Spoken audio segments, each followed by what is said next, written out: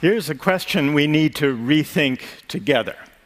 What should be the role of money and markets in our societies? Today, there are very few things that money can't buy.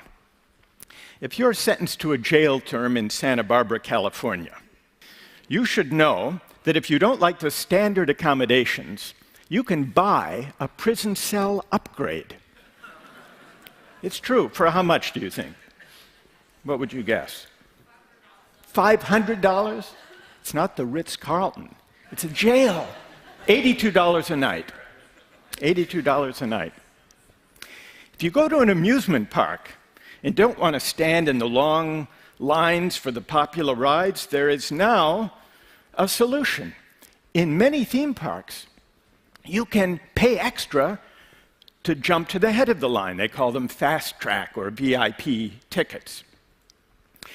And this isn't only happening in amusement parks. In Washington, D.C., long lines, queues sometimes form for important congressional hearings. Now, some people don't like to wait in long queues, maybe overnight, even in the rain. So now for lobbyists and others who are very keen to attend these hearings but don't like to wait, there are companies, line-standing companies. You can go to them.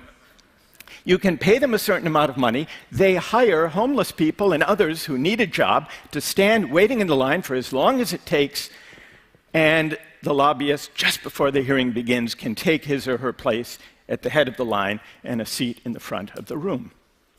Paid line standing. It's happening, the recourse to market mechanisms and market thinking and market solutions in bigger arenas. Take the way we fight our wars. Did you know that in Iraq and Afghanistan, there were more private military contractors on the ground than there were US military troops? Now, this isn't because we had a public debate about whether we wanted to outsource war to private companies. But this is what has happened. Over the past 3 decades, we've lived through a quiet revolution. We've drifted, almost without realizing it, from having a market economy to becoming market societies. The difference is this: a market economy is a tool, a valuable and effective tool for organizing productive activity. But a market society is a place where almost everything is up for sale. It's a way of life in which market thinking and market values begin to dominate every aspect of life. Personal relations, family life, health, education, politics, law, civic life. Now, why worry? Why worry about our becoming market societies? For 2 reasons, I think. One of them has to do with inequality. The more things money can buy, the more affluence, or the lack of it, matters. If the only thing that money determined was access to yachts or fancy vacations or BMWs, then inequality wouldn't matter very much. But when money comes increasingly to govern access to the essentials of the good life, decent health care, access to the best education, political voice and influence in campaigns, when money comes to govern all of those things, inequality matters a great deal. And so the marketization of everything sharpens the sting of inequality and its social and civic consequence. That's one reason to worry. There's a second reason, apart from the worry about inequality, and it's this: with some social goods and practices, when market thinking and market values enter, they may change the meaning of those practices and crowd out attitudes and norms worth caring about. I'd like to take an example of a controversial use of a market mechanism, a cash incentive, and see what you think about it. many schools struggle with the challenge of motivating kids, especially kids from disadvantaged backgrounds, to study hard, to do well in school, to apply themselves. Some economists have proposed a market solution, offer cash incentives to kids for getting good grades or high test scores, or for reading books. They've tried this, actually. They've done some experiments in some major American cities, in New York, in Chicago, in Washington, D.C. They've tried this, offering $50 for an A, $35 for a B. In Dallas, Texas, they have a program that offers 8-year-olds $2 for each book they read. So let's see what some people are in favor, some people are opposed to this cash incentive to motivate achievement. Let's see what people here think about it. Imagine that you are the head of a major school system, and someone comes to you with this proposal, and let's say it's a foundation. They will provide the funds. You don't have to take it out of your budget. How many would be in favor, and how many would be opposed to giving it a try? Let's see by a show of hands. First, how many think it might at least be worth a try? See if it would work. Raise your hand. And how many would be opposed? How many would... So the majority here are opposed, but a sizable minority are in favor. Let's have a discussion. Let's start with those of you who object, who would rule it out even before trying. What would be your reason? Who will get our discussion started? Yes. Hello everyone, I'm Heike, and I think it just kills the intrinsic motivation. So in respect that children that they would like to read, you just take this incentive away in just paying them, so it just changes behavior. Takes the intrinsic incentive away. Yeah. What is or should be the intrinsic motivation? Well, the intrinsic motivation should be to learn. To learn. To get to know the world. And then if you stop paying them, what happens then? Then they stop reading. Now, let's see if there's someone who thinks it's worth trying this.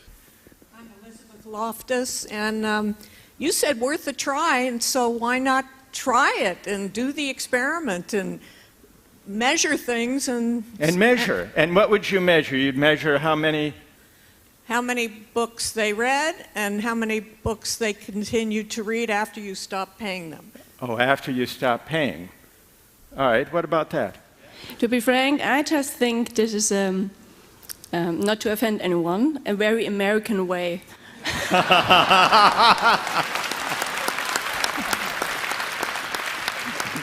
All right, what's emerged from this discussion is the following question.